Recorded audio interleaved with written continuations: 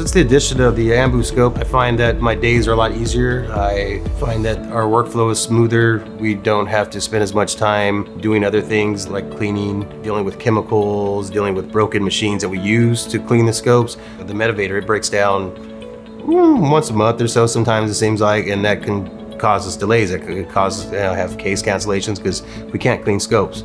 We can't do cases, and with the disposable scopes, we don't have to run into that issue. Like, as long as we have them in stock, there's really nothing that's going to cause us to have a problem with our next case. I think that's good for the patients, because patients have to not eat for the night before and prep and all that stuff, and we don't want them to come in and then be like, oh, case is canceled because our Medivator is broken. So they just spent the whole night, fasting, and they get told that, oh, we don't have any clean scopes, so we can't do the case. And that's not good for patients. It's not good for patient outcomes. So I really think it's a great addition to what we're using now. I'm going to become the head of service here.